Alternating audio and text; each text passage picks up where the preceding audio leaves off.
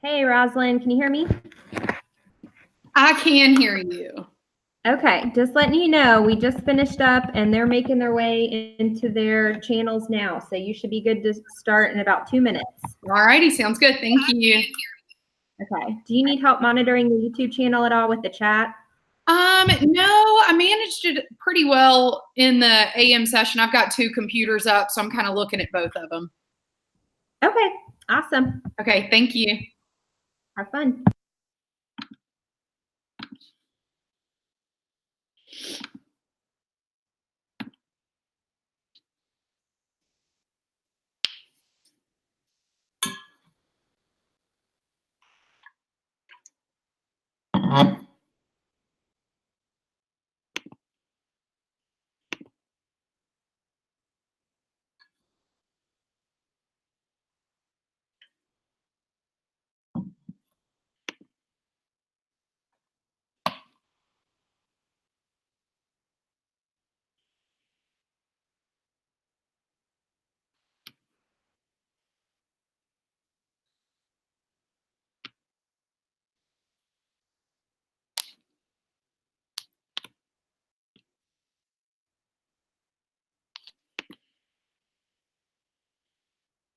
Hey y'all, I am Rosalind Manning. I am going to talk to you today about Google Slides. I've got 1,000, not really, but a lot of different ways that I use Google Slides in the classroom. And so I'm really excited to get started talking to you all about that. Just a little bit about me. I am a Google Level 1 and Level 2 certified educator and also a Google for Education certified trainer. I have my master's from the University of Louisville in teacher leadership with a focus in instructional technology. And this is my second year presenting with KYGO Digital, and I'm super excited to be a part of this. I particularly love the virtual sessions that we do. I did laundry during our lunch break, so that was not super fun, but totally necessary.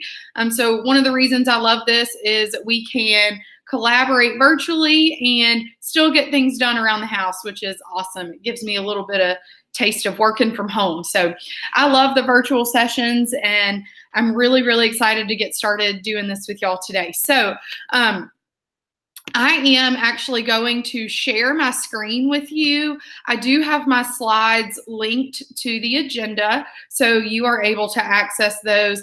I'll be paying attention to, I've got two computers running, so I've got the YouTube channel on one of my computers. I'll be going back and forth looking at both screens to make sure that I am catching every question. So I'm going to go ahead, share my screen with you in just a second. Okay, so I have my slides up here. Again, you can follow along either on my screen or on your screen, however you want to do that. My first slide's about me, but my next two slides are just basics. How do you create a slide deck? And then how do you add new slides, just as a resource for people who have not done that before. And it's got screenshots here for you to do that. I wanted to just share with you some of my favorite ways to use Google Slides in the classroom, whether it's with my kids or just as a teacher tool, because slides are really awesome to keep me organized as a teacher, but also to help students stay organized. I do think it's really important with Google Slides that we are not just using them as a way to write on the chalkboard or write on the whiteboard. It's not just to project notes and have students write a bunch of information down. I'm not saying that I've never done that. I obviously have.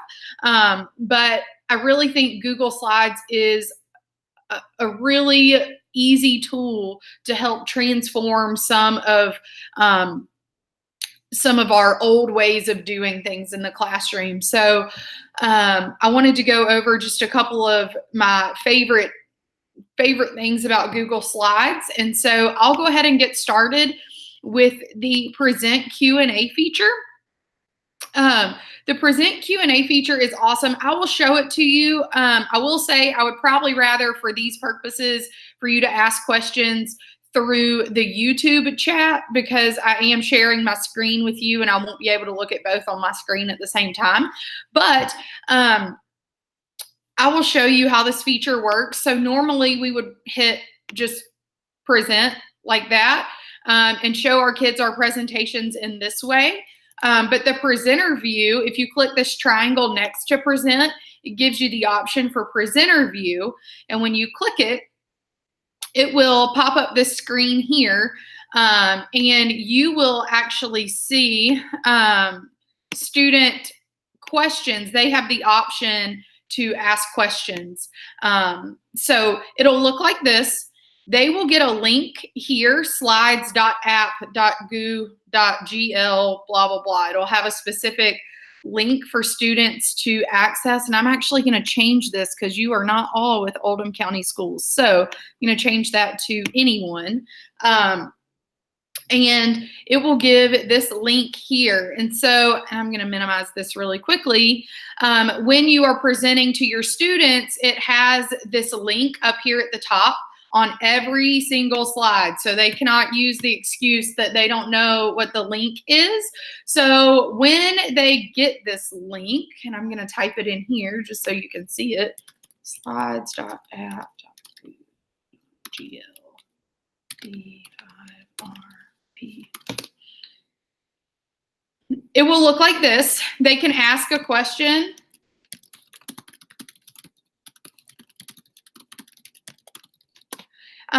I can choose for my name to be displayed, or I can ask a question anonymously and submit it. And so on the teacher view of this, again, students look like this. My teacher view looks like this. These questions pop up here. I can choose to present this on my screen so that all students can see it. And I really like this because I think that this confirms for students sometimes, oh, I wasn't the only one with that question, because sometimes students are not going to ask questions because they don't want to feel stupid. They don't want to feel like they're the only one that doesn't know the answer. You obviously don't have to project the questions at all. It might just be for you, which is really great for those kids that'll ask silly questions. I teach high school. I teach sophomores, and sometimes they are just as bad as younger children about being silly. And so you don't have to present those questions. So I really like this. And of course, if it's an inappropriate question or something that you don't feel is you don't feel is appropriate, you can dislike the question.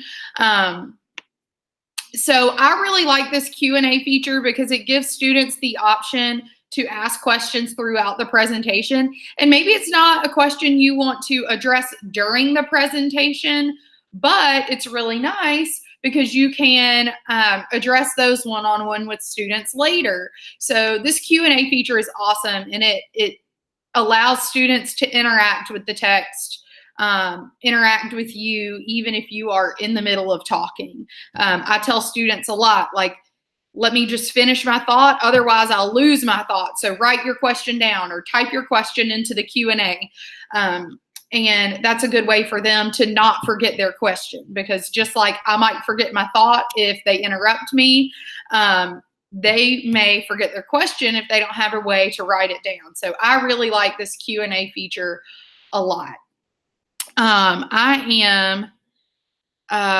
So Brianne says, will it show the slide the question is related with?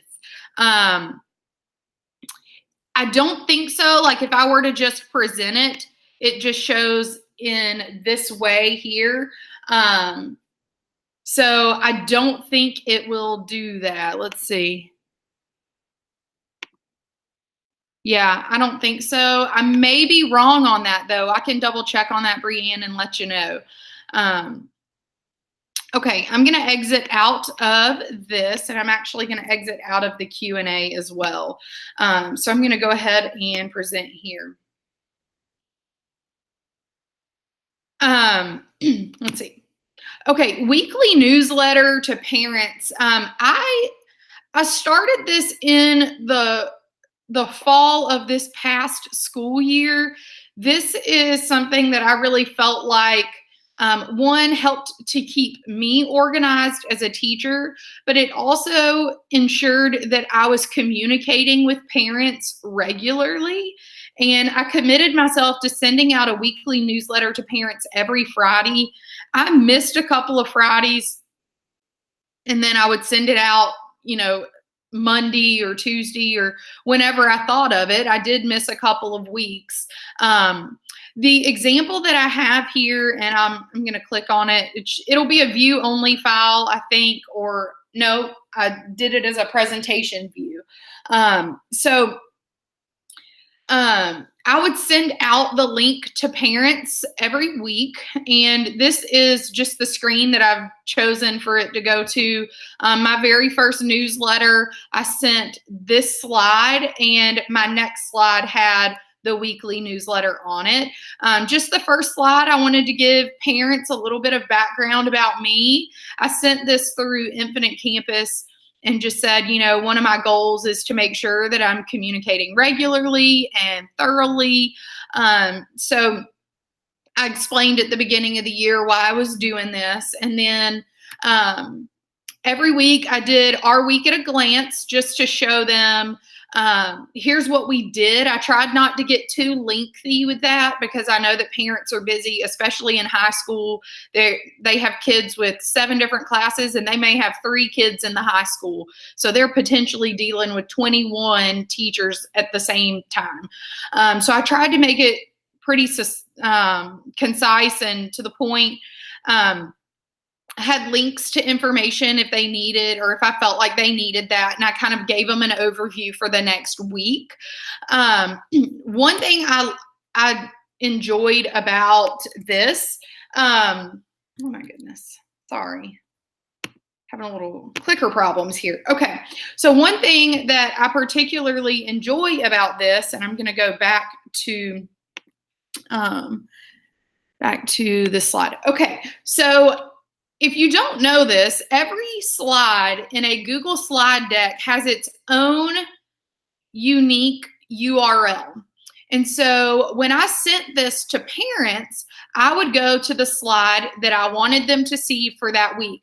Because if I just sent them this link every week, they would eventually have to scroll all the way to whatever date it was, right? So I didn't want them to do that because, again, parents are busy and they have things that they need to do, and lots of teachers they're probably dealing with.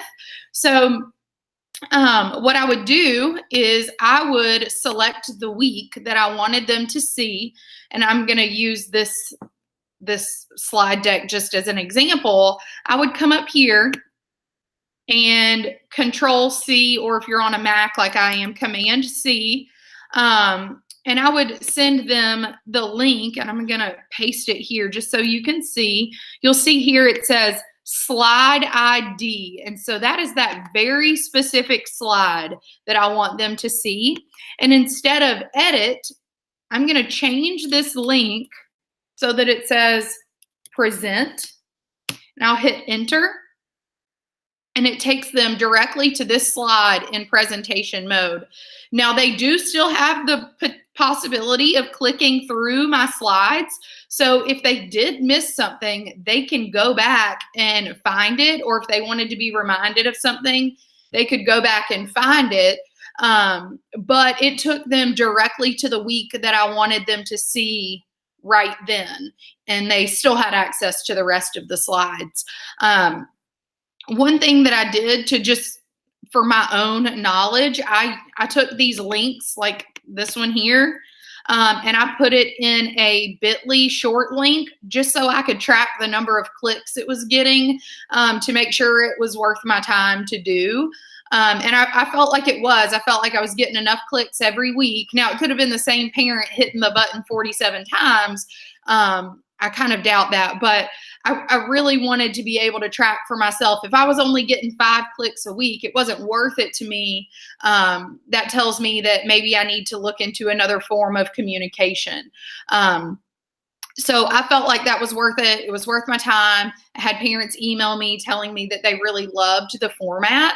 On this example that you see, it only goes through November. I changed my format so that it actually looked like a newsletter on a like an 8.5 by 11. So I'll show you in a Google slide real quick how to change the size of your slide. It is, I'm just going to use a blank slide here just as an example. But you would go to, once it loads, File, Page Setup, and then the widescreen 16 by 9 is obviously your default for Google Slides. You would go to Custom, and then if you want it to be the size of a computer paper, 8.5 by 11. And then all of your slides would be the size of your regular printer paper, and you could organize it that way as well. I really like doing newsletters on a slide deck in particular because parents can have access to all of your newsletters that you send out in one place. They don't have to search through their email or anything like that. They're all on the same slide deck. So the weekly newsletters were a big hit, even for my high school students and their parents. So I really enjoyed that. And that's one of my favorite ways that I've used Google Slides for communication. Another way that I've used Google Slides, and this is, I said the newsletter was one of my favorites. Bell ringer slides are also one of my favorites. This became a way for me to organize on Friday afternoons. I would make my bell ringer slides for the rest of the following week. And it kind of helped me track, okay, this day I'm doing these, 3 or 4 things. The next day I've got to do these things. So I'll show you an example. And they all kind of look the same. I would have this projected on my screen at the beginning of the class period every single day. I did not start this until probably October of this past year. I found that I was getting really caught up in the hustle and bustle of the beginning of a class period. My students always knew what their bell ringers were, but I found that I was forgetting to relay information to them. Hey, don't forget you have this assessment on Thursday, or don't forget about these upcoming assignments and that sort of thing. And I really felt like I was failing in my communication to students at the beginning of my class period. So this really was more for me to be able to hold myself accountable, and it ended up being one of the best things I've done. So I would have their bell ringer. My kids do daily grammar practice every single day. It's a kind of the 9th, 10th, and 11th grade teachers at my school do this. And so it kind of builds on each year. So they have their DGP. I would have my agenda because students always want to know, hey, what are we doing today? Or are we doing anything important today? And this way they would know, yes, everything is important. It's all on the board. And even if I forgot to do something, even if it was a little something, they're like, Miss Manning, we didn't do whatever was on the agenda. And so it was really nice for them to be able to know exactly what was coming in the class period, but also in the upcoming week.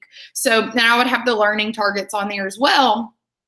I actually made this background through Google Drawings, and I'll show you my background.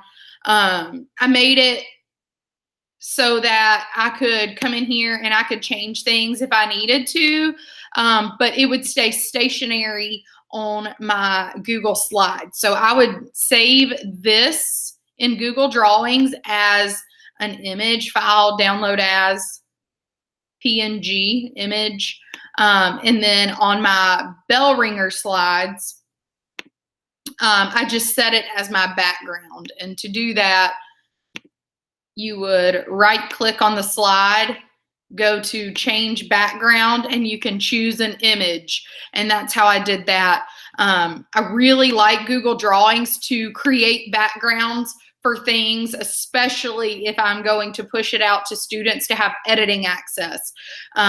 Students will sometimes intentionally, but a lot of times unintentionally change things on slides. And so if it was something I did not want them accidentally deleting, I set it as my background on my slide deck if they were going to have editing access to that. So I'm happy to, well, you have this link to the Google Drawing. You're welcome to use that, tweak it as you would like to for your purposes in your classroom, because it was really helpful to me. And I would sometimes change the color or, you know, the design so that it fit with a season or whatever. But really that structure was really important to me and became very important to my students. They always looked for my bell ringer slides. So, okay, let's see. Create diagrams. This blew my mind when I saw it the first time. If you go to Insert Diagram on Google Slides, and this is a feature in Google Drawings as well, you have all of these options on here for diagrams. You've got grids, hierarchy, timelines, processes, relationships, and cycles. And so I'll just click relationships. Up here at the top, you can choose how many areas of relationships there might be. So I'm going to select 4. And like this red one, you can see this red circle. You've got one circle here, another one here, here, and here, and they get increasingly dark as you go up that relationship. For this one, you've got these 4 side by side. It really gives you so many options here. And then you can choose your color. I'm going to go with, we'll go with pink. And so it takes all of these and makes them all pink. And then all you have to do, I'm going to delete the one I have on here first, just so you can see what it does. All you have to do is click the one you want, and then it shows up here, okay? It is amazing that it just creates a diagram for you. I love this because my AP seminar students, they have to create presentations, and it's part of their AP exam to have to give a presentation. And part of giving a successful presentation is to have images that are not terribly busy, that are relevant material. And so I try to tell students, I don't want you to go copy and paste pictures from Google. I want you to create your own visuals for your slides, and this is the best way for them to do that. A lot of them do problem solution type presentations, and this is awesome. You've got obviously this timeline feature. The cycle is great, especially for some of those science contents where you've got water cycle or life cycle or whatever it is. This diagram feature blew my mind when I discovered it, and my kids totally get into it. Sometimes they spend a lot of time playing around with this and just not being super productive, but they love it and they really enjoy it. And it makes their presentations amazing. I mean, they just look wonderful. So this diagram feature is awesome. I love it, and I cannot say enough good things about it. If you have students create infographics, this is great because infographics can be really hard for students to create, and they can do that with Google Slides. They can do that on Google Drawings. I highly, highly, highly recommend playing around with the diagram feature. It's awesome. Okay, let's see here. All right. Another way that you can use Google Slides, especially for some of those younger grades, manipulation, and this is just a random example I kind of threw together, but manipulators on Google Slides where they can drag and drop stuff. if you don't know this, any of this gray space here around my slide will not show up in my present, like when I present to the class. So I'll show you here. All of the squares and the circles and the instructions, they don't show up here. So they can take, your students, if you push this out to make a copy for each student or whatever, they can take this circle and drag it over here, okay?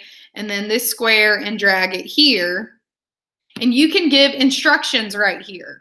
I actually used the drag and drop feature through Google Drawings. It's basically the same thing. The gray area around your Google drawing, like right here, that is not part of the drawing here. So if I put some drag and drop stuff over here in this left margin or this right margin, it wouldn't show up if I saved my drawing as an image. So I use Google Drawings to do the drag and drop type thing. But you can also do it in Google Slides. So they can drag those shapes there, or whatever it is you want them to drag and drop. So really good for especially some of those younger grades that do a lot of like manipulation and counting and that sort of thing as well.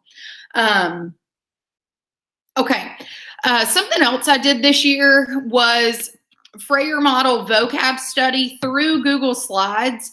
I honestly was a little skeptical because I really didn't want my students to think that it was busy work. But I wanted them interacting with their vocab words.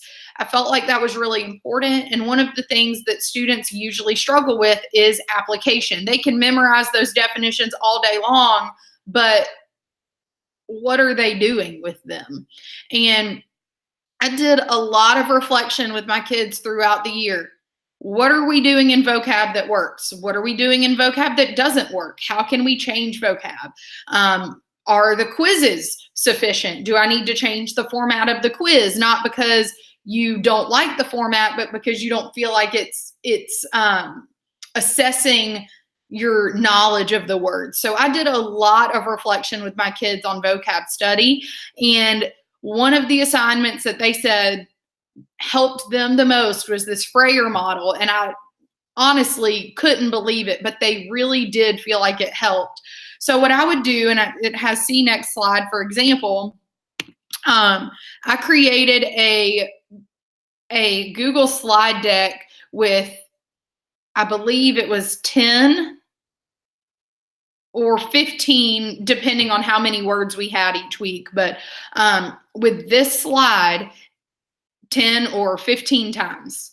And they went in, I pushed it out through Classroom to make a copy for each student. And so they would take each slide, they would change the term. I made them put the definition in their own words, or they didn't get credit for it. They would have to go back and fix it. I felt like that was really important.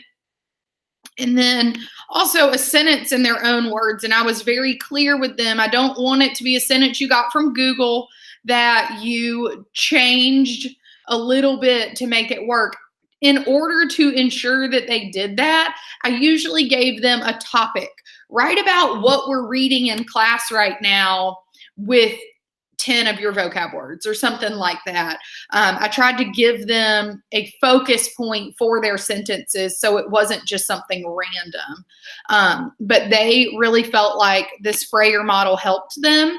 When we did vocab practice, most of them pulled up their Frayer model slides and they were clicking through and they were really using them.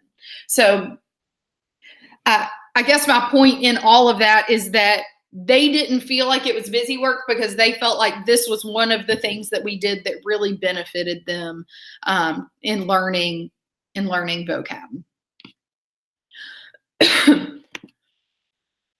Something else I struggled, this was kind of me coming out of my comfort zone a little bit,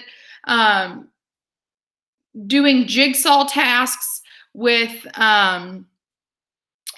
Google Slides. I would create a template for my kids, push it out through Classroom, and allow students to edit.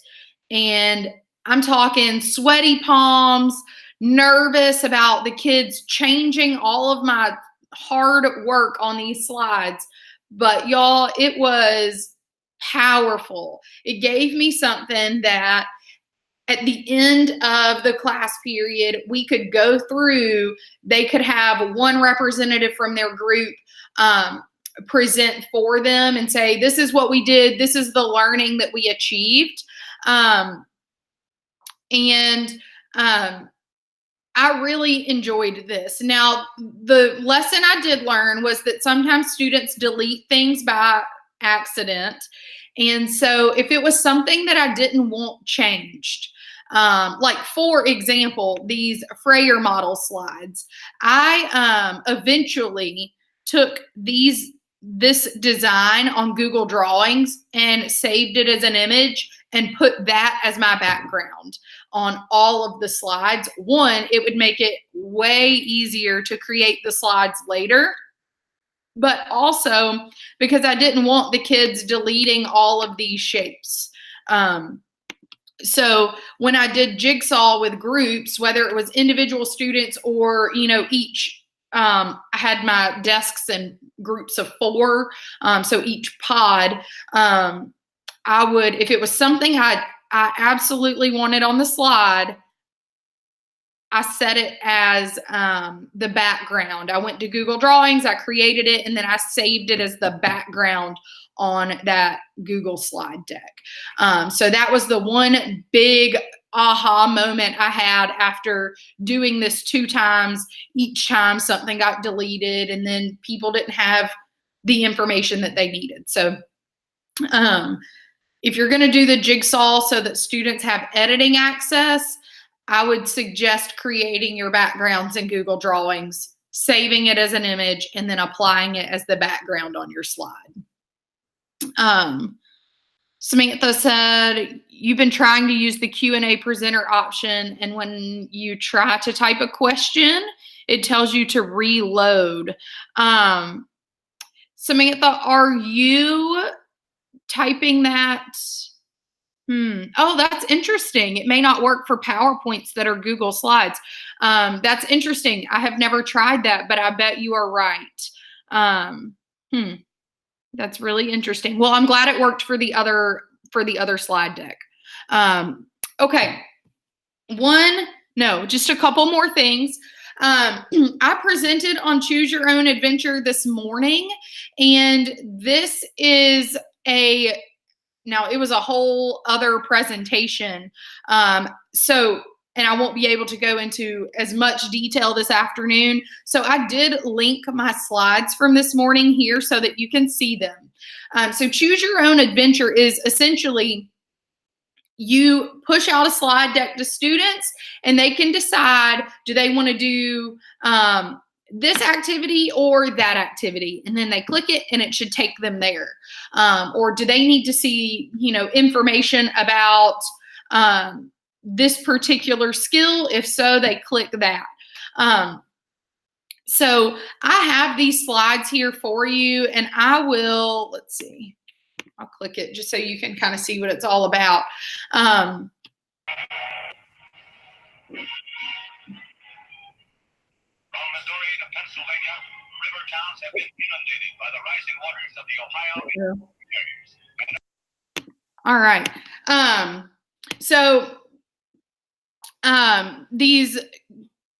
These Choose Your Own Adventure slides, I'm just going to show you a student sample just so you can see it. But if you look here, it should take you to this story, Madness at Midnight, a Murder Mystery. And so it tells you, and it's an interactive story. When you see an arrow, click it to proceed to the next slide. So I'm just going to click, and it starts out this story. I want to go trick-or-treating because I don't really like haunted houses. So I'm going to click that, and it's going to take me to my particular slide where now I've gone trick-or-treating. Do I want to knock on the door? Do I want to go home? And so I've got this whole presentation linked on here just so you can see it if you're interested. But it's a really, really good way to differentiate instruction, to provide tiered assignments, and give students some choice in what they're doing. And then I also have for you just some of my favorite add-ons for Google Slides. One of my favorite add-ons is Pear Deck. I have presented on that quite a few times. I love it. I think it's even great for some of my high school students. It's a really easy way for me to track their engagement, to assess them in real time, and they even can interact through Pear Deck. I do anticipation guides a lot in Pear Deck, and I really love that. A couple of other things: Unsplash Photos add-on gives you some free use photos to enhance your slides. Paletti is a way for you to, it gives you color themes, which I really like. It's how I did this one. So you can choose your color theme options, and I'll show you just real quick so that so that you can just sort of see. I'll change mine. So we'll go with this one. It shows you here what it's going to look like. You can even shuffle the color options. It keeps the same colors, but it shuffles where they show up on the screen. And then you can apply it just to one slide, or you can over here apply it to all of the slides. I'm going to undo that.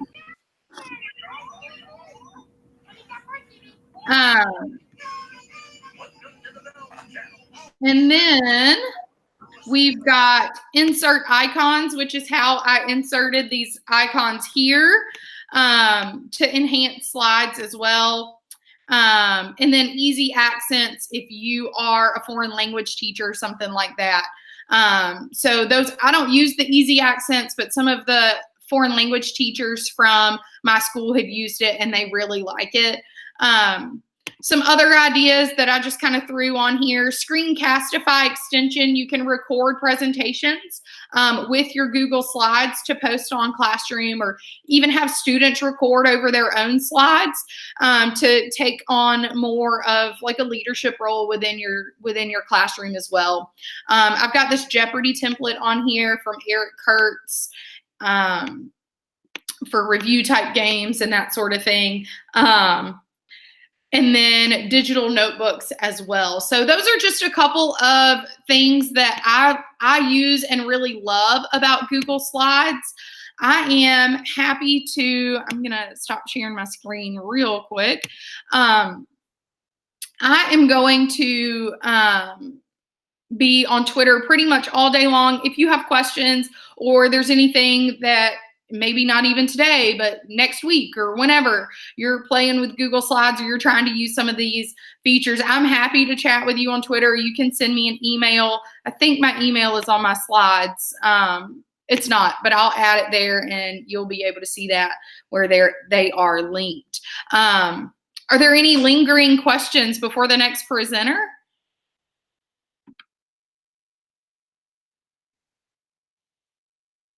All right, well, awesome, guys. Thank you so much. I enjoyed talking to you about Google Slides today. And again, if you have any questions, don't hesitate to reach out. Thanks, Rosalind. We are ready for Lauren to start in a little less than 15 minutes. So if you need a restroom break, if you need to go get coffee, if you want to check out just the end of another session, or just go back to the agenda and look at all of the sessions that are being offered, you can go ahead and do that now. The next session will start at 1:45.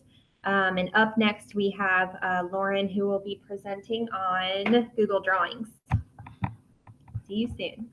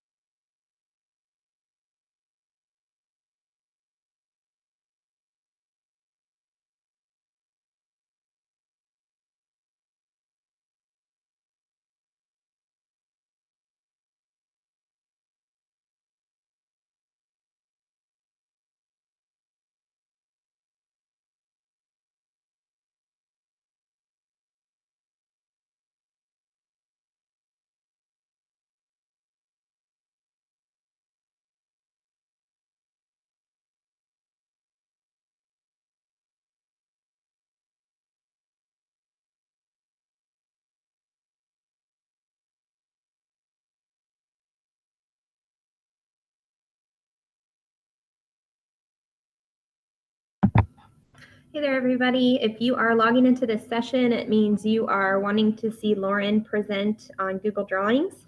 She'll be ready to start in about 3 minutes, so just hang tight.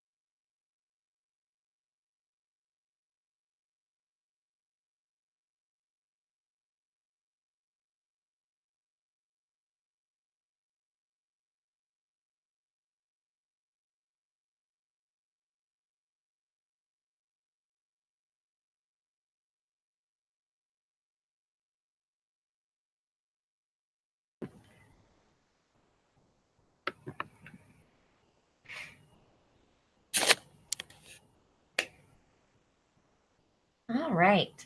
It looks like it's about 1:45, so I'm going to go ahead and get started. Thank you all for joining me today, and let's go ahead and get started with our workshop on Google Drawings. So I'm going to go ahead and share my screen. Please let me know if you can see me and also see these slides.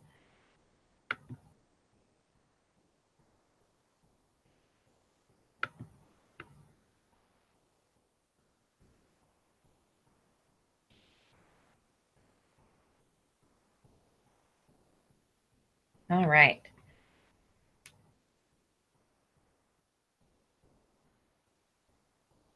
Okay, I see it says, Tammy, thank you. It says yes. So I guess you can probably hear me and it's probably loading now. So as soon as I'm kind of watching too on a separate screen, as soon as I kind of see it going, then we'll get started. I apologize for the delay. I also have on my other screen the chat up. So if at any time, I'm very flexible and open. If you have any questions, please put those there in the chat and I'd be happy to pause and to answer those. So let's go ahead and get started. First, before I get started with Google Drawings, I do want to have a little special thank you. Rosalind Manning, she is an English teacher in my district. She's the one who really inspired me to go further with Google Drawings.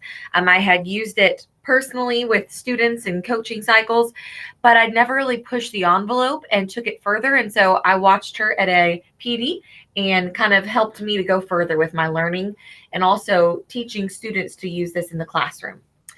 As you all know, this is a workshop session, so we want you to participate.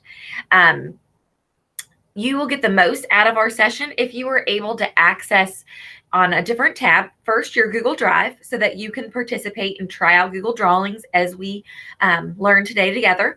But then also if you can pull up this slide deck, because within this slide deck, I have templates that I want you to click on that make a copy into your Drive so that you can manipulate them and then share them back in the chat. So in my mind, I have this beautiful vision of how this is going to go. So let's see if we're able to make this possible.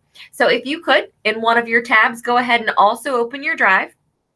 And then also in a third tab, if you could open this Google Drawings slide deck at bit.ly and then /KY Go Digital Drawings. That's all lowercase and it is case sensitive. So I'm just going to give people just a few minutes to get first that tab of Google Drive open and then the tab of the actual slides that you can access those templates to. All right, let's go ahead then and get started. So while you're working, just want to introduce myself. My name's Lauren Rata. Maybe you joined me this morning in the elementary track on Chromebooks 1-to-1. So if you did, I'm glad you're back for another session. I'm the digital learning coach here in Oldham County. I was a former library media specialist and student technology coordinator, and also a 5th grade teacher, where I was very fortunate to have that background with technology integration, and I have a passion for it. It's my favorite. I feel like I eat, sleep, and breathe technology integration. I'm a dog mom. I absolutely love our Labradoodle Penny. Like I'm sure most of you love your animals. They're like children. And I'm a soon-to-be human mom here in just a few weeks. So we're excited.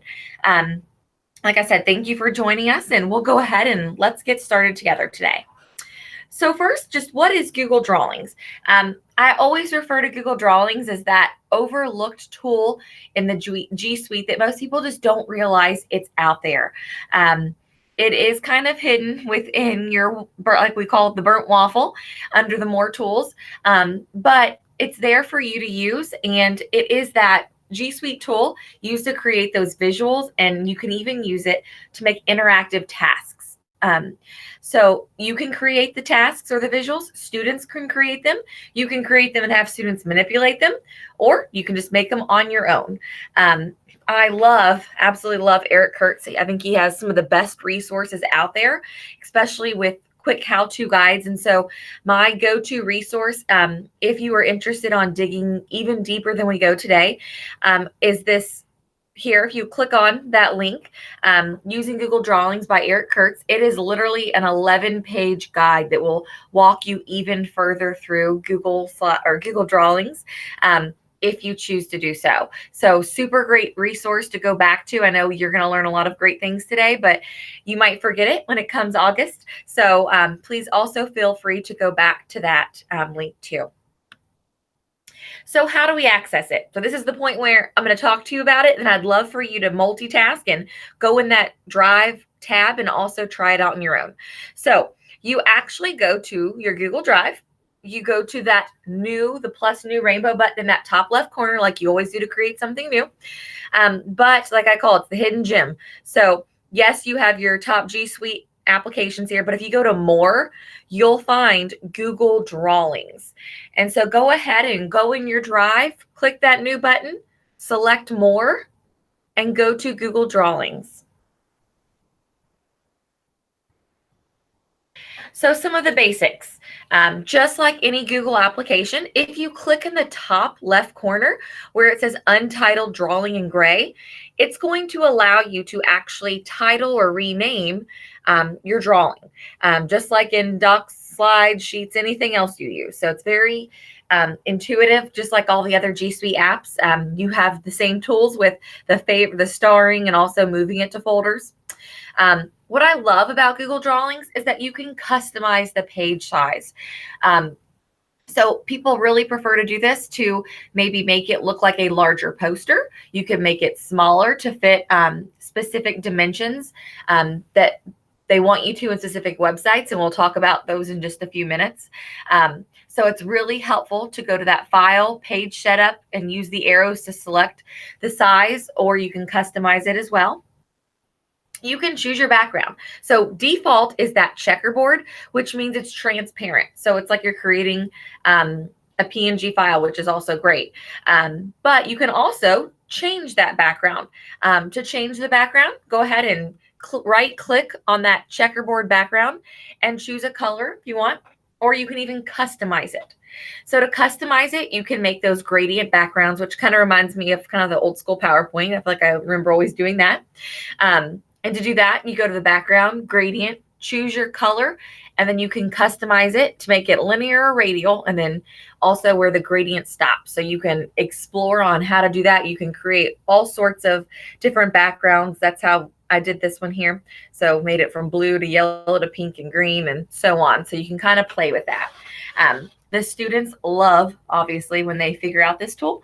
They seem to take a lot of time on that. So that's something that you can talk about with expectations of drawings. You know, you quickly find a background or you quickly create one and you kind of stick to it. So I would like for us to, oh wait, one more thing. I want to talk about images for your background. Sometimes we like to use other images and layer things on top of it. So you can also do this in drawings. You go to the insert button, just like in any other Google application, image, and you can select that location. So you can pull it from your Drive, Google search, pretty much anywhere, somewhere else from your computer. You can use that blue edit box to stretch it and make it across the entire page that you've selected the size of. And then the really important thing, though, is if you want that image to be the background, it's important that you order it and specifically send it to the back. So to do that, you can right click on the image and click send to back. And that's what locks it down so that anything you add, a text box, a shape, more additional images, lines, everything else layers on top of that original image. That's great for creating backgrounds. So now I want you to try it. So I've done a little bit of talking already, but I want you to create a new drawing in your Drive, and I want you to share that there in the chat. Please go ahead and take a second in another tab to create your own drawing. I want you to please add your name, your school, or your district, your role. What do you do within your district or in your school? And then maybe just something fun, one fun thing you plan to do this summer. You can express this in images, in GIFs, whatever you want to do. Get creative. And then I want you to go to that blue share button. Actually, it's in this, it's yellow, sorry. The yellow, not yellow, I'm sorry. It's probably red actually now that I think about it because it kind of corresponds with the application. Go to the share button in the top right screen and make sure you change those settings when you click on the link to anyone with the link can view so that it's opened up to every district. So please take a second and do that. And I look forward to seeing all of your fun Google Drawings posted in the chat here in just a few minutes.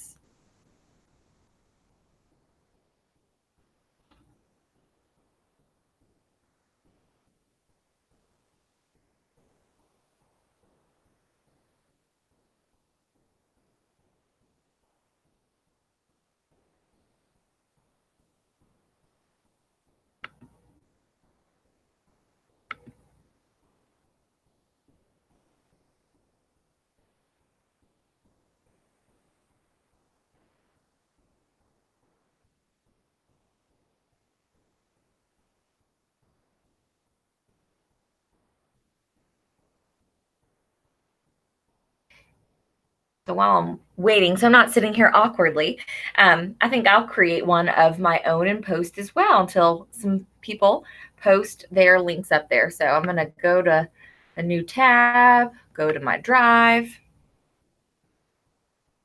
Remember to go to that plus new button to create something new.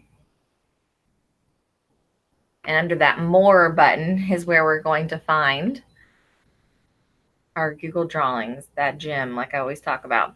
So remember to please add your name, your school or district, your role, and then something fun you want to do over the summer. Let's see. It is very slow on my end. More, I hope it's not this laggy on yours. And then Google Drawings. Please feel free to explore some of the tools we've already talked about, like changing the background, changing the size, orientation, all those fun things. All right, so I'm going to call this Lauren Rata. I'm going to just leave it the same size for time. I'm going to change the the background though, at least. So 2-finger click to right click, change the background. I'm sure some of you are spending a ton of time probably too on exploring. Oh, it's so difficult.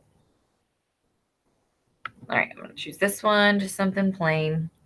I'm going to insert, I think I will insert word art. So make it with my name, make it look a little bit more interesting.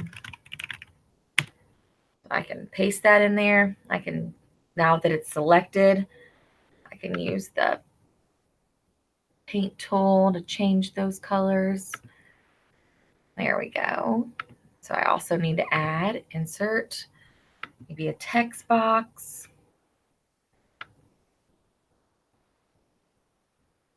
So let's see, I can change the font. So I'm sure you guys are really familiar with all of these tools. Looks very similar to many other Google applications. So let's see, I am a digital learning coach in Oldham County. Move that around anywhere. I kind of did both my role and where in one. And then I could even, let's see, something I want to over the summer. Oh, I don't know if people tell me I'm not going to do a lot of things this summer, considering we have a new baby arriving in a few weeks. So I guess I could maybe insert an image, or I could of my baby. Let's see, insert image, search the web. Let's see. Baby boy clip art. I love clip art still. There we go.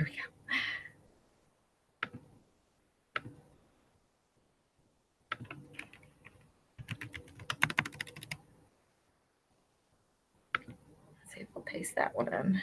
Insert. All righty. So there's mine. I'm sure I hope you all are working on yours. So we talked about that share button. Go to share and then get that shareable link. And when you click that get shareable link, go ahead and click more to change that and say anyone with the link. So now that link you can copy right there in the chat so that we can all see. So I'm going to go to my other computer and I'm going to come over here and pull that out of my drive. And I hope to see your all's posting up soon too, so we can view those and get to know who you are. Looks like we have 34 people in right now.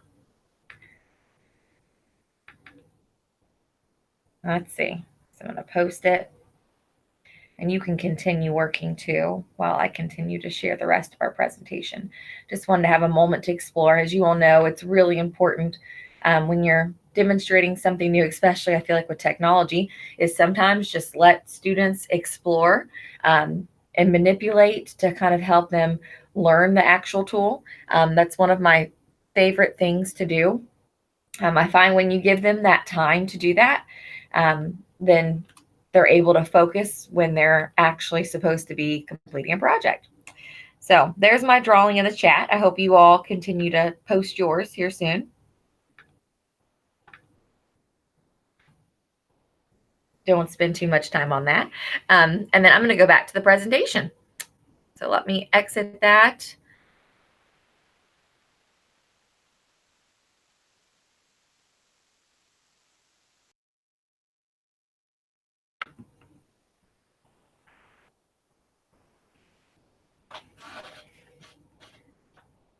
All right, so next,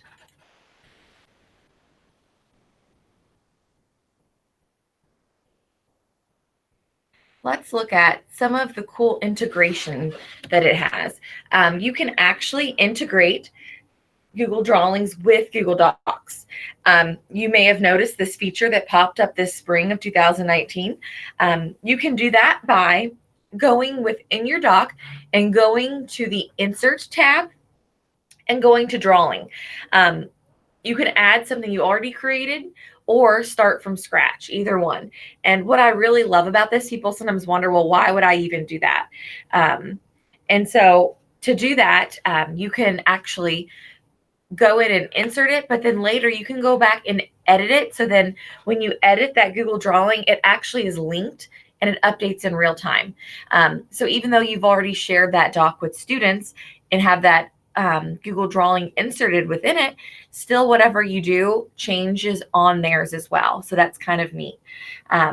I am kind of watching and I see that Kendall is wondering, how do we make the link viewable for all? So let me go back and show you all that real quick. Let me get out of these slides within my Drive.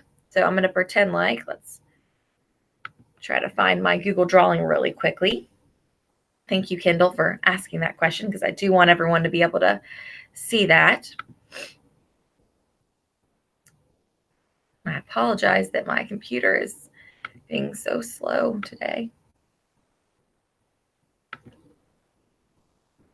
So when you're in, I can explain it, but I know it's easier sometimes to see it as well. So when you're in Google Drawings and you go to that share button in your top right corner, when you click share, a little window will pop up.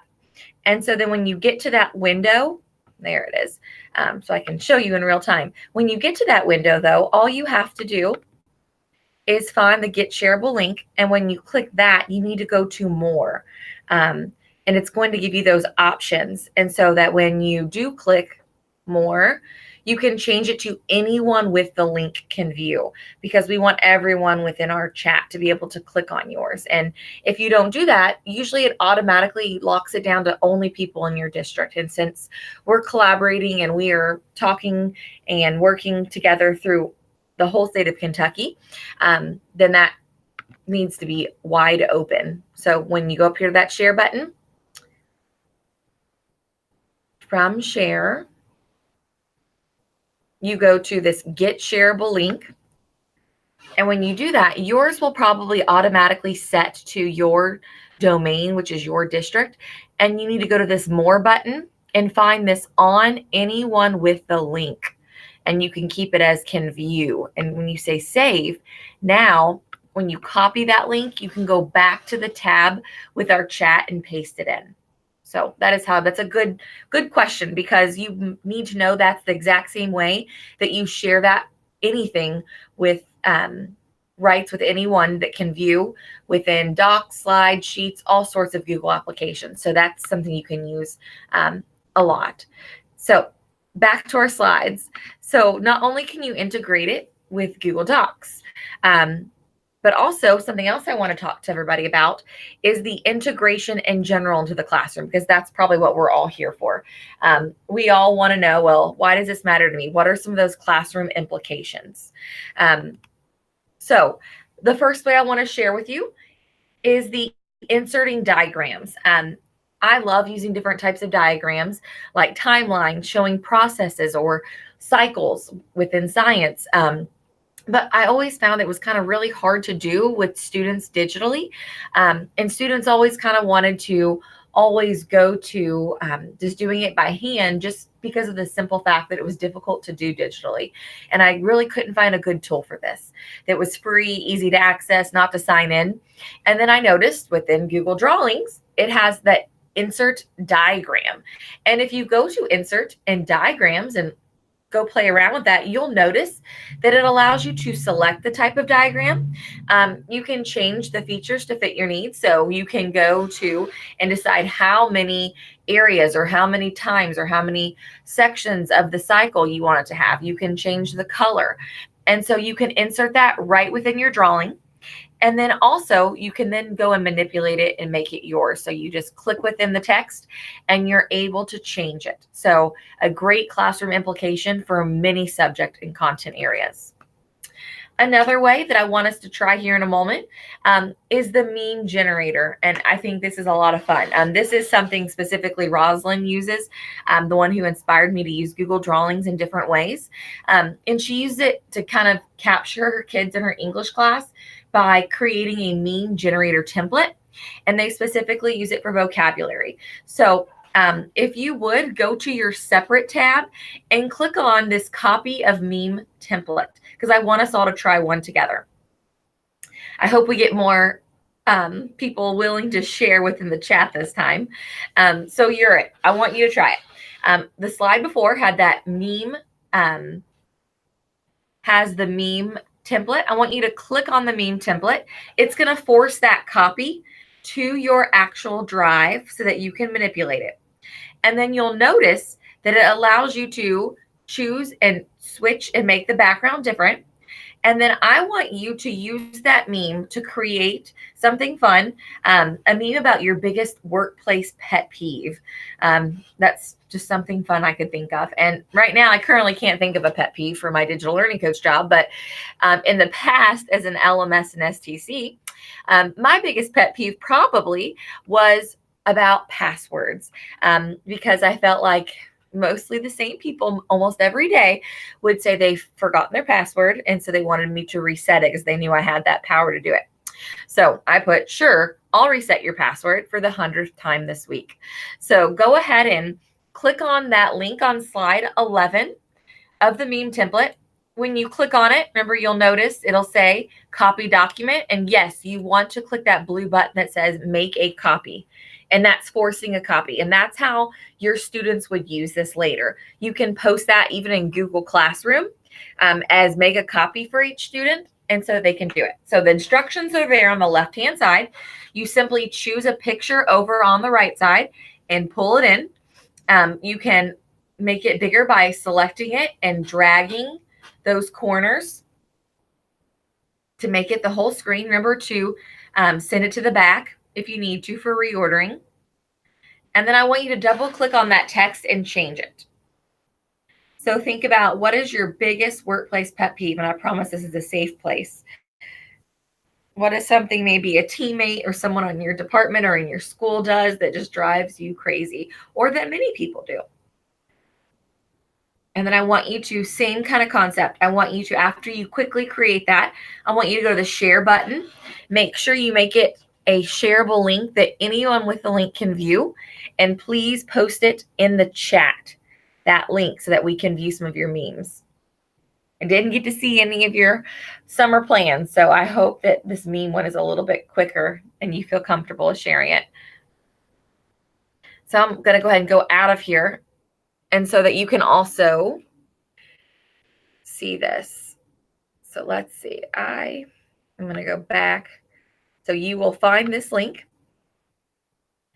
You will click on it, and it's going to say to you, are you sure you want to make a copy? I want you to click that blue make a copy button.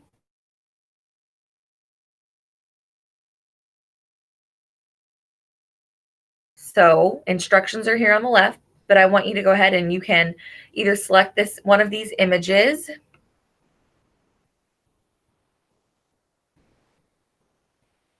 and pull and drag it on over.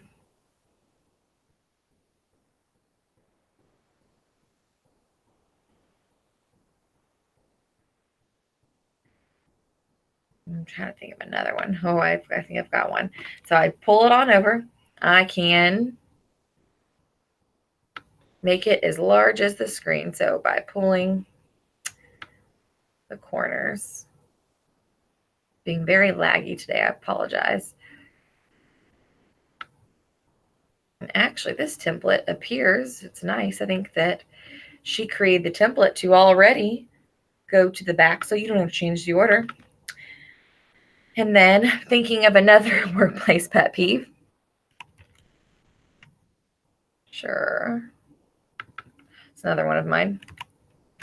I will be teacher.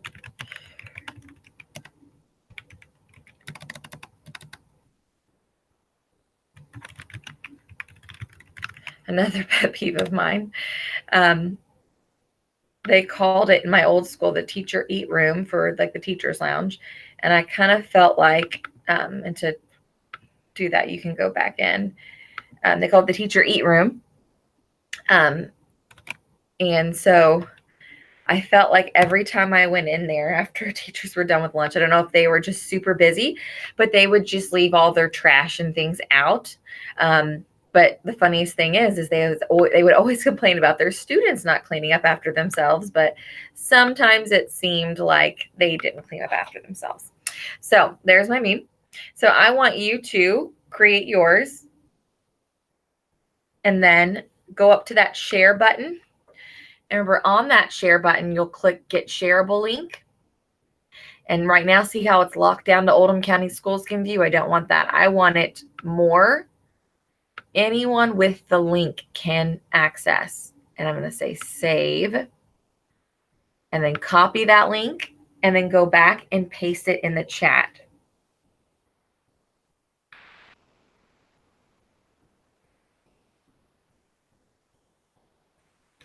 And I see that some people are still having trouble. I'm hoping that since I just went over it really quickly, I think that was right after you asked. Maybe that'll help.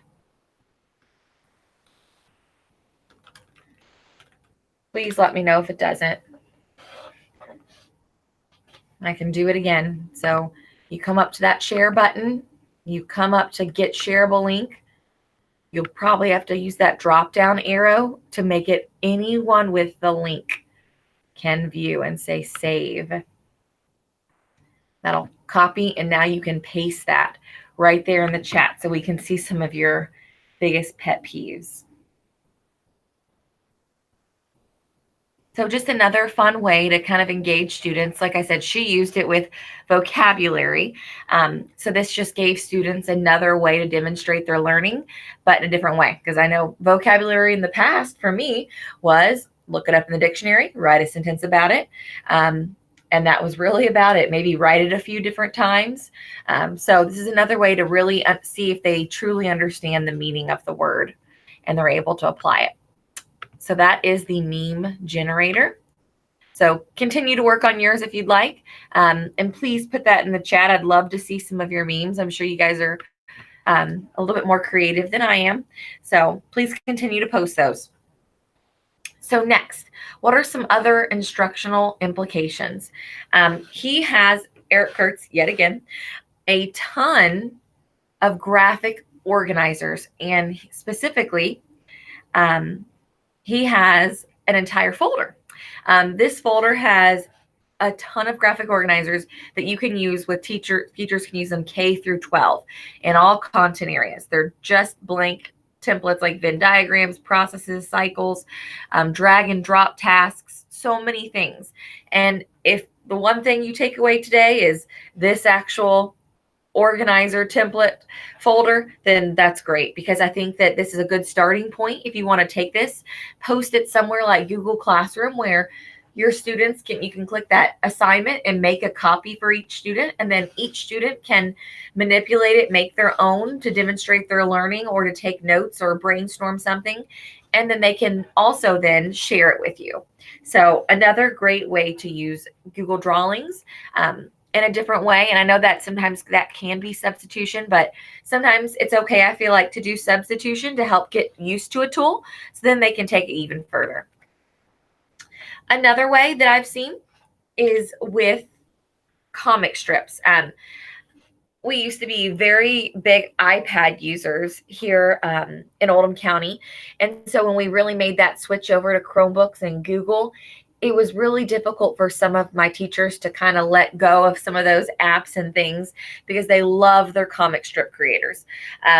And so when we tried to look for some that were applicable, that were student friendly, that didn't cost money, that we could use without so many logins and creating new accounts, it was really hard for us. And so using Google Drawings is a perfect way.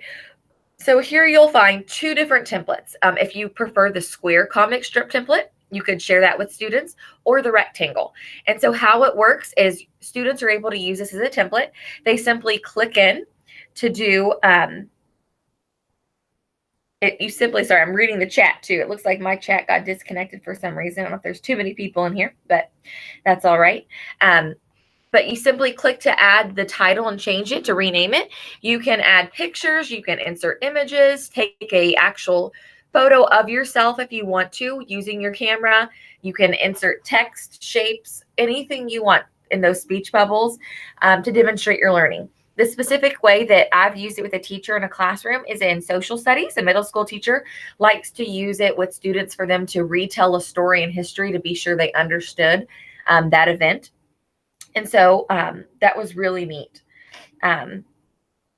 It looks like I'm having trouble with my chat. So I apologize, guys, if I am not seeing all of your things. Now I need to refresh my chat because it looks like you all are posting your things and I'm just not seeing it. So sorry about that. Hopefully I can see them a little bit later. Live chat. Thank you, Heather. Top chat. Click that and change to live chat. Sorry. That was my problem. Thank you so much. Now I'm seeing them all. Thank you, Heather. So another great way to use Google Drawings. Another way is with creating infographics. Another thing we thought of was, we love infographics. We've seen, Canva and many other different types of applications and programs.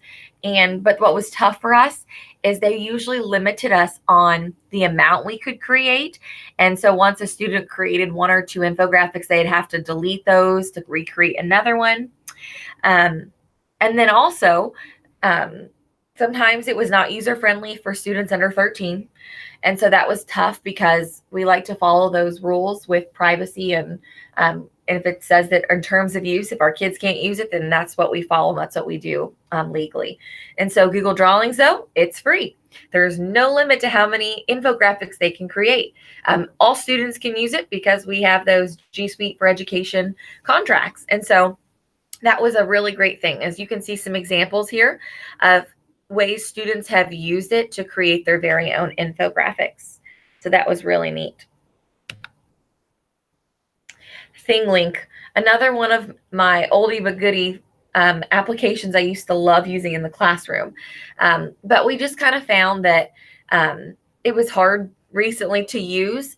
There's a lot of new tools, but it looked different on a Chromebook than when on a different type of laptop or desktop. And since we were going very Chromebook based, that we found that Google Drawings allowed us to do the exact same thing. And so ThingLink was a way that you could take an image and make it interactive by using hotspots or targets. And so then when you hovered over the target, it took you to a video or a different website or gave you more information. And so you could also just use Google Drawings to do this. So I'm going to click here so you can see the sample one that was created. I need to watch my time. I'm sorry. I see that I am getting very close on time as well. And so this one is the anatomy of the house. They were looking at homes. And so they just simply got an image of a house, put the targets on top, which here, instead of literally looking like a target, it's just a shape.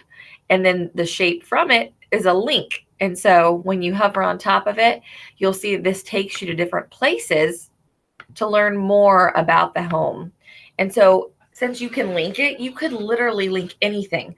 You could link a video that you created, at your own home. You could link a PowerPoint. You could link a actual, slides that links on there for them to view. You could link audio. You could pretty much link anything you want here within this to make it look like a ThingLink. So I thought that was really neat. Another great implication. Last but not least, yet again, Eric Kurtz has a site and information on motivational posters. So we used to always see these or hang them in our classrooms, but why not use that concept of motivational posters for students to demonstrate their learning and specifically even their understanding of content vocabulary. And so if you click on that link, Eric has a great site on how to do this and even templates for you to share with your students. So similarly to the meme template, you could also have students use templates of photos and then also insert their own images and their own text to then demonstrate their learning. So just another way to keep those students engaged. Drag and drop tasks. Helps these different tasks and these templates help to support students in all grade levels.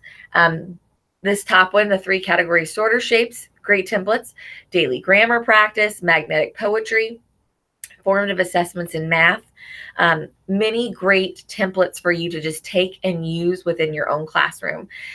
You could use it for students for learning, but also for actually demonstrating their learning. So kind of either way, as a way to learn a new concept or explore a new concept, or as a way to formatively assess your students.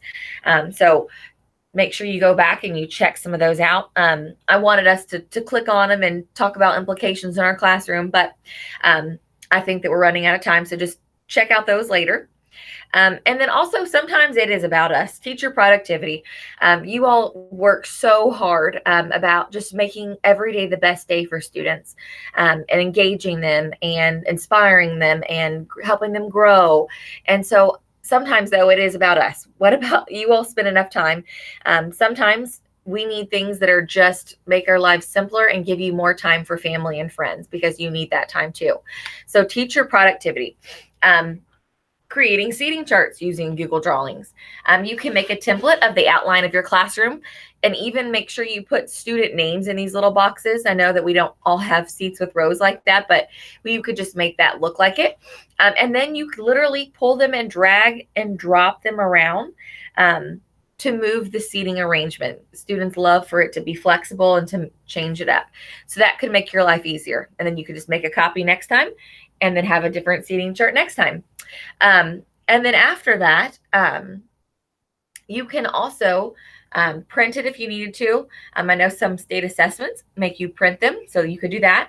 Or you could just post it to Google Classroom so that students could see their new arrangement when they arrive to class. Some of my favorites, I have 1 minute, I'm going to hurry, is I love using Google Slides more recently. I feel like to make backgrounds, whether that's my own custom slide backgrounds. Slides Carnival is amazing, but sometimes I want my own custom look. And so I will follow these directions to make my own. You can customize and make your own Google Classroom image. They have made it so much better in Google Classroom with having more options for themes, but sometimes I want it to be my own. And so you can use this template by Alice Keeler. I just always click on her template and delete and change what she has. I just keep it that custom page setup, and then you can create it on your own. Download it as that PNG image and then upload it, and it is the perfect size. So that is a really great way to customize that Google Classroom, as well as Google Forms. I love Google Forms, but they just sometimes don't look as engaging. And I know that's not what it's about. It's about the data and the way it collects it, and it does a great job doing that. But sometimes I want it fun and engaging for surveys for parents or students. And so you can also customize images to put there at the top of that border for the image. And so that's another way you can use it. So just make sure you go to the page setup and customize it. Another great way. And then here are some additional resources. I know I'm out of time. So even more templates organized by content area. Google Drawings resources by Eric Kurtz, Moore, and Casey Bell even has some cheat sheets out there. So make sure you go back and check these out. And then last but not least, please always reach out to me. My email is here. Also, I'm a frequent Twitter user, so please make sure that you ask me questions on Twitter, or please post what you do with using Google Drawings or what you'd like to try, and I'd love to hear from you. So thank you all so much for your time. And I think my time is up. I might even be over, so I apologize about that. And I hope you all have a great rest of your afternoon with digital learning.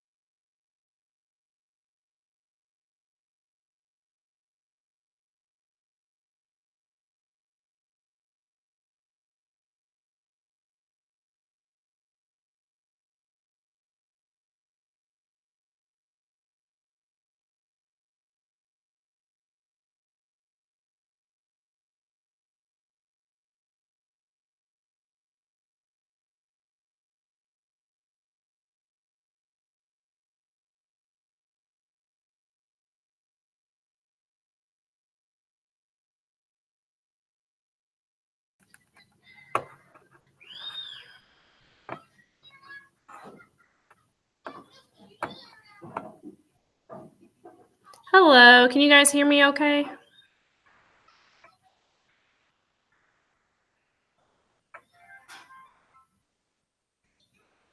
All right, Christina, it looks like you are live and ready to go. So whenever you are ready to present, you can go ahead and get started. Awesome. Okay, so a little bit about me while I'm pulling up my screen here. I'm sharing my screen. Let's see.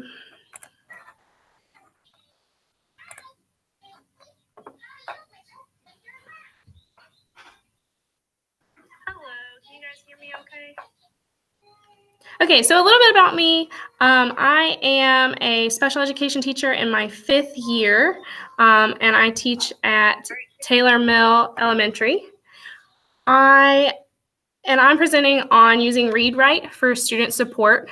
And ReadWrite, I know a lot of people are familiar with it, but it is so much more than just a text reader, which is the way that it is traditionally used.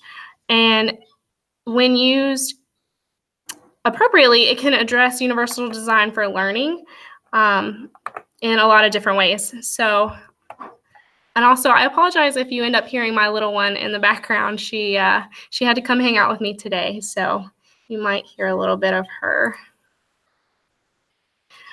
All right, so we know, as special education teachers know, and then general education teachers are striving for planning lessons and assessments and activities that are accessible and fair for all students, and really use those principles of universal design for learning. So we want our the learning environment, our methods of presentation, the methods that we allow students to express the information that they've learned to be fair and equitable.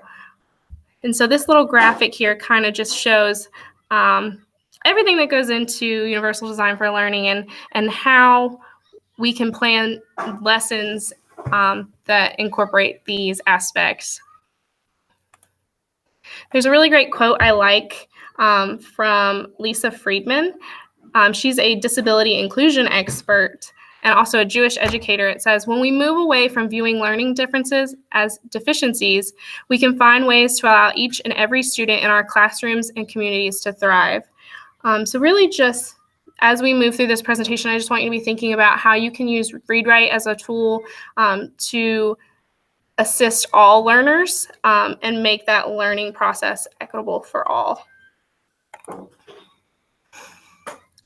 So universal design for learning guidelines say that we want to provide multiple means of engagement, representation, and expression. And we can do all of these using the ReadWrite extension.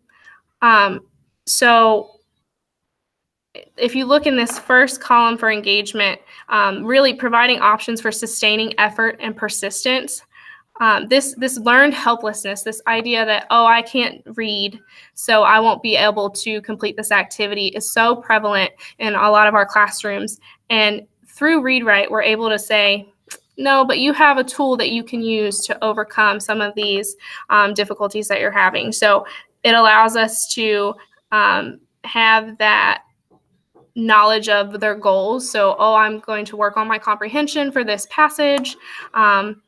It also allows us to provide options for language. So if you have English language learners, there are options within ReadWrite that will allow you to clarify vocabulary and as well as support the decoding of text. And we'll go through some of those as well. And it really, of course, provides options for expression and communication. ReadWrite can be such a great tool to use for your struggling writers, for people who struggle to get their ideas from their brain to print. And I'm sorry, I'm trying to watch here too. And it can help provide those different levels of support that we want. All right, so for those of you who aren't familiar with what ReadWrite is, I have a little video which should play.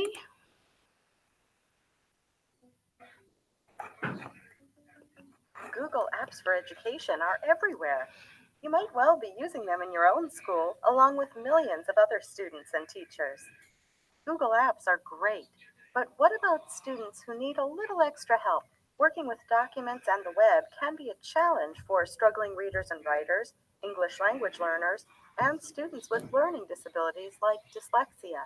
Now there's an answer to help every student get the most from Google. Take a look.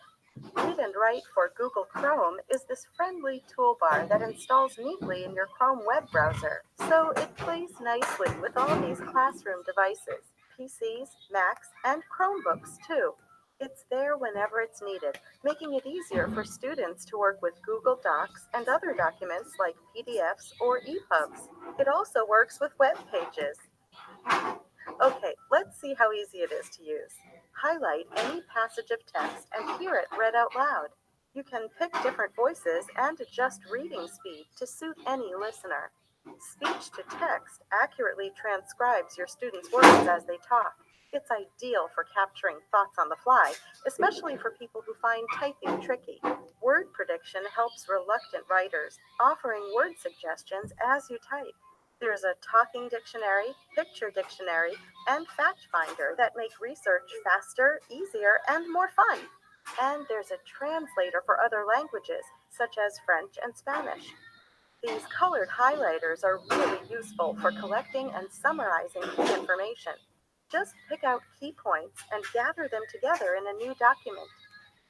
Why not try Read and Write for Google Chrome today? It's already being used by millions of students worldwide, and you can install it free at the Chrome Web Store. Okay, so that gave us a good little introduction to what Read Write is if you weren't familiar. So for those of you who do not already have Read Write installed on your devices, this was linked to you and it has access here through the Google Chrome Store.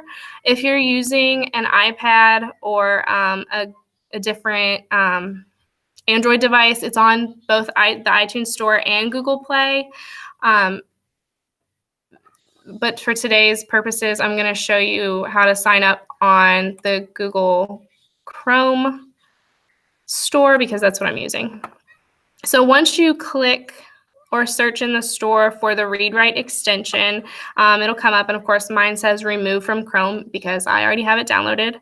And so you'll want to download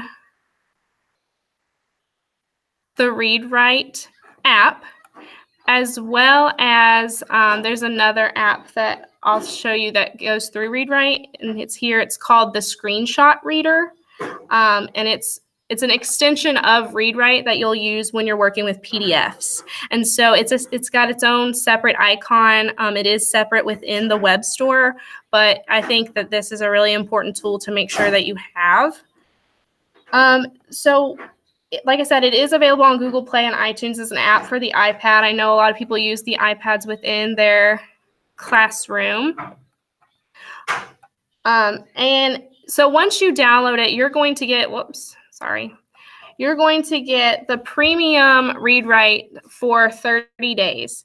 And now a lot of districts have already gone ahead and paid for that premium access, which will allow you to use all of the features. But if you're in a district that hasn't, for whatever reason, I linked it here.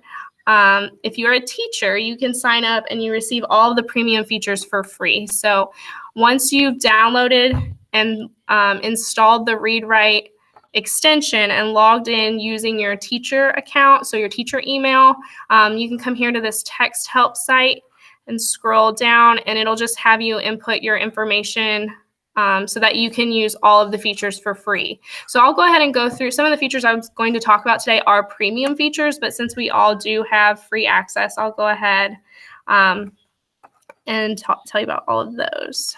So that is linked here in our wonderful present box. If you do choose just to use the free option, so if you have students in your classroom that have it downloaded and they're logged in their own account, they can only use the text reader or the practice reading aloud feature, which I'll show you those as well. Okay, so the first principle of Universal Design for Learning is engagement. And this is one of the most important features because this can impact behavior in the classroom. This is really how much your students are taking in your lesson. And so I have a couple different features here that I really like that help to increase that engagement. And so the first one is the highlight feature. So you saw in the video, it said that you can highlight different aspects of texts, and that can kind of help answer comprehension questions for students as they're reading along. I actually have, I'll show you how that works here, a Newsela article here pulled up. Are earthworms tough enough for Mars? And so if I was a student and I was reading this article and I wanted to find main ideas, let's say, I could actually highlight, if this was my main idea, I could highlight it and choose a color, and I can use different colors for each of my different ideas or details that I want to note in the text. So if I read the whole thing and maybe I found multiple details that I want to save for later, what I can actually do from there is I can come up here and I can click on Collect Highlights. And if I click this, it'll ask me which colors I want to collect, and I'll just leave them all checked even though I only did the blue. And it'll pop up over here, a new document containing your highlights is being created. And this will open a document that took that detail that I highlighted right out of the text. And so obviously if I had highlighted more, there would be different colors here. And it has that link here for what article I was reading and what I highlighted that information from. So that can provide huge support for your students that have IEPs and are working on comprehension, working on finding details within the text, and just as a start for creating written responses. And yes, Peggy, I'm sorry, I'm trying to watch the chat too. I agree, Newsela is a great tool. Of course, one of the most common features that is used for read-write is the text-to-speech and the hover speech. And so hover speech is really cool because if I was on an article such as Newsela, or actually I believe there's a video here, but if I wasn't on an article, I could just hover my mouse over.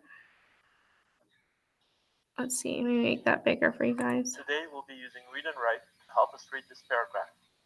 First, launch Read and Write by pressing this button at the top right-hand corner. So he's just showing how you open the toolbar. There are two ways to initiate reading. The first is by pressing the hover speech button and moving the cursor to where you want the reading to start. The sun is the main source of energy in the solar system and life on Earth. Notice that you can stop or pause the reading at any time you wish. The other way of having Read and Write read for you is by simply highlighting the sentence or paragraph you wish to be read and press the play button. The NASA use solar cells to convert energy It's okay, baby. directly into electricity. Notice that Read and Write will highlight the sentence and word that is currently being read. Thank you. Oh, don't want to play it again.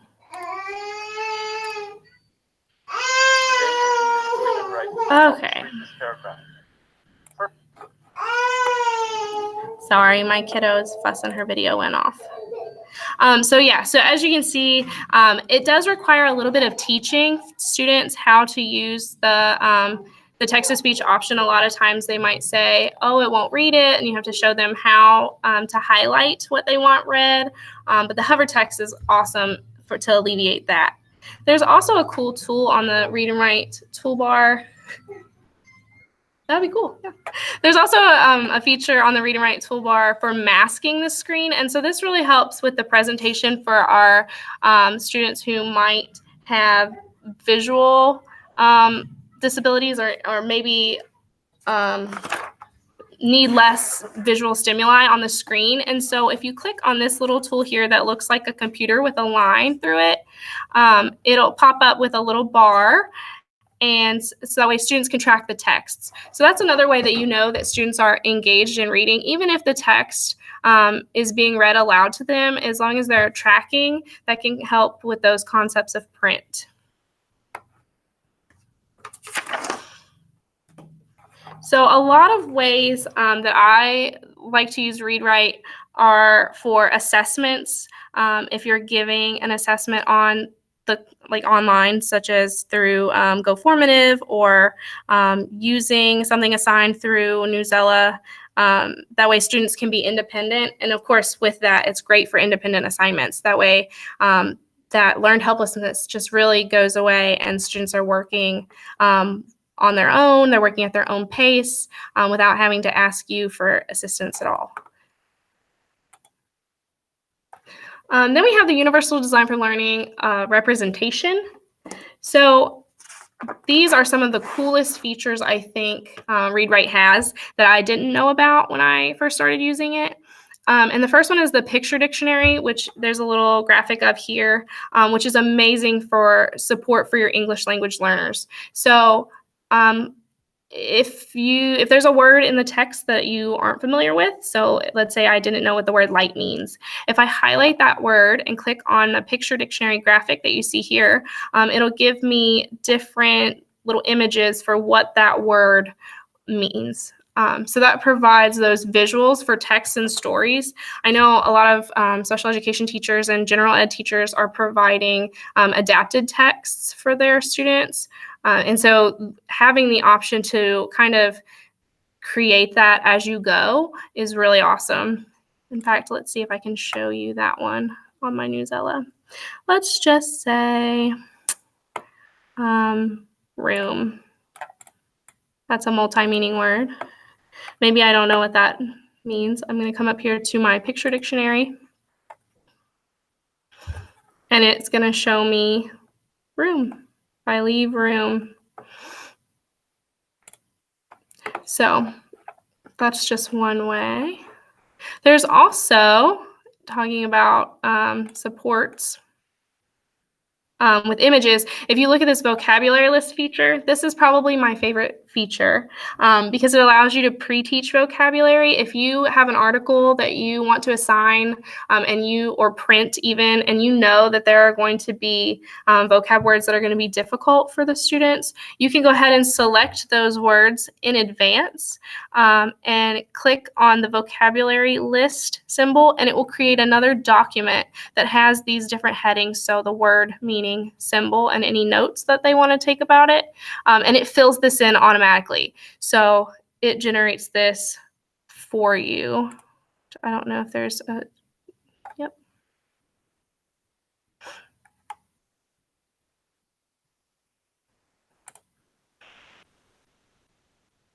Vocabulary list. Using the vocabulary list tool, you can make your own word list, which is a little like your own mini dictionary or glossary. Select and highlight any words that you wish to use.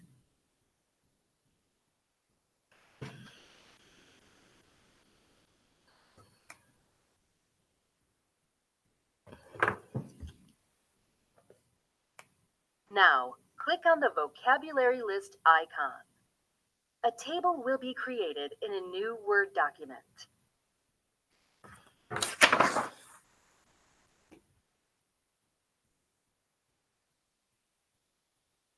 It will have the word, the meaning from the dictionary, the images from the picture dictionary, and a notes section where you can add your own notes. So yeah, that just shows you how to do it in action. And then, like I said, this is a great feature not only for your students with disabilities, but for your English language learners, because they need a lot of visual supports. And if it's going to generate it for us along with the definition, that's just more reinforcement for those students when they're reading the text, which is awesome. And then there's a feature called Simplify Page, which looks like this icon here. And what this does is if you're reading an article from a website that has a lot of graphics or a lot of ads that have to load on the side, if you click that button, it will simplify everything down to just the text. And you can continue, you can click the plus or minus to continue to simplify it even further if they didn't remove enough extraneous information the first time. I realized I didn't show you guys and I wanted to. If you have a PDF, and so I told you this PDF screenshot reader tool is very important. ReadWrite, the toolbar for ReadWrite may not show up. So if I click on ReadWrite, it may not pop up. That you have to make sure you have all of your permissions given. But PDFs typically can't be read through ReadWrite because they kind of are a different format.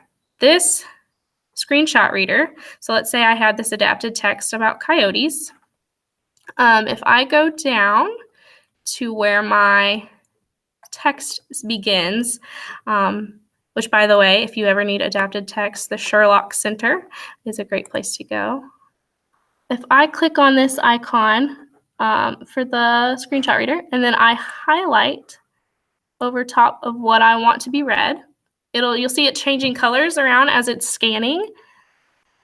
And Frank is a coyote. When Frank was a puppy, Frank had a friend. And then it'll read the text aloud. So you heard it say IS. Sometimes it can be a little wonky with the adapted texts, especially considering it's going from the symbols and it's scanning that as an image, but you can always click to play it again, or you can remove it.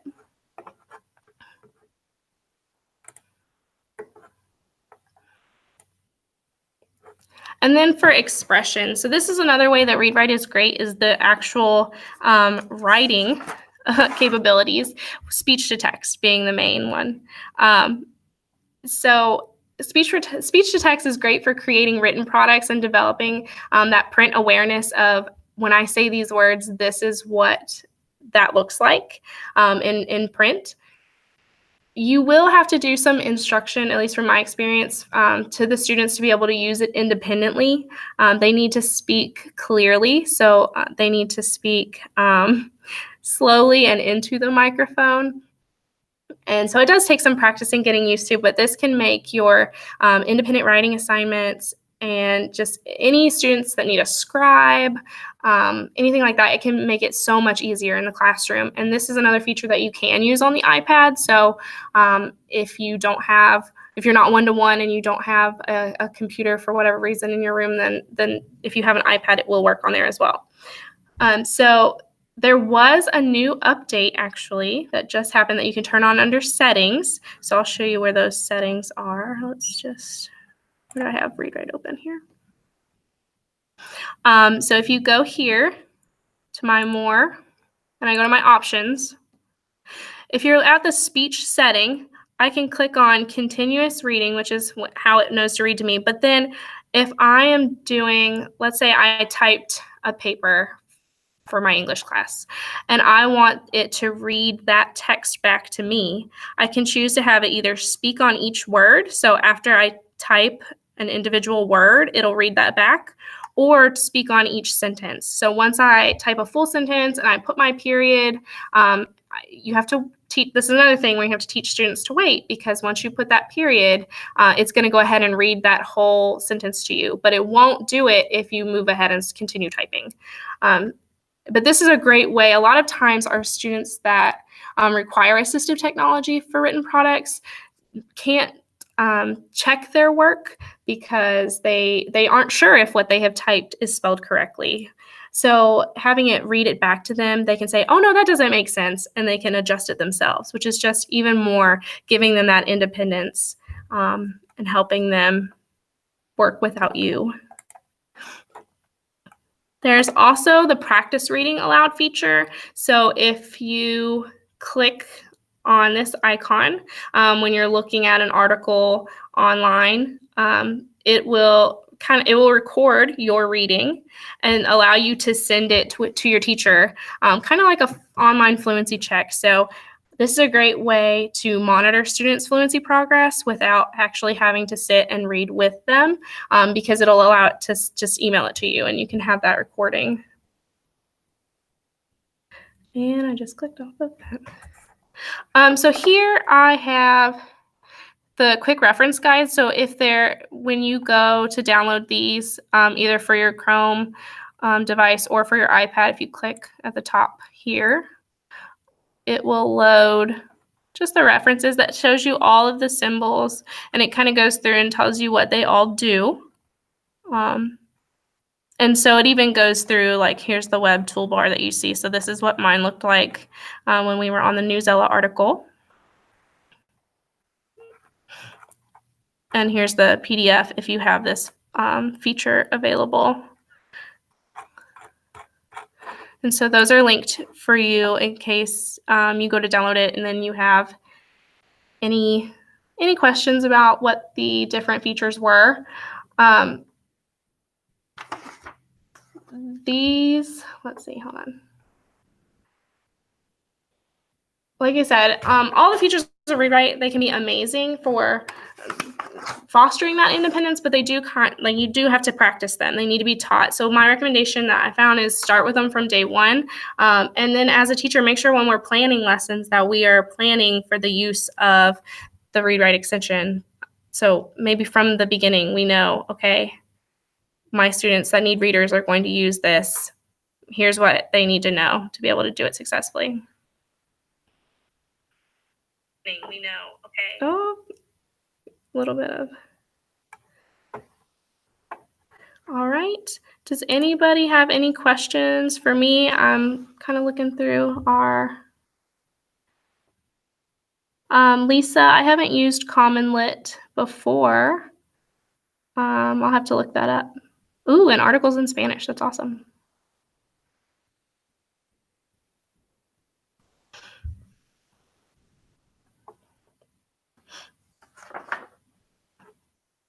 Oh, and remember, for PD credit, you have to fill out a form that's going to be sent to you at the end. So I know we're finishing up just a little bit early. It doesn't look like I have very many questions, but so make sure you do fill out that form. That way your PD certificate can be sent to you. Okay. Then I will stop sharing my screen.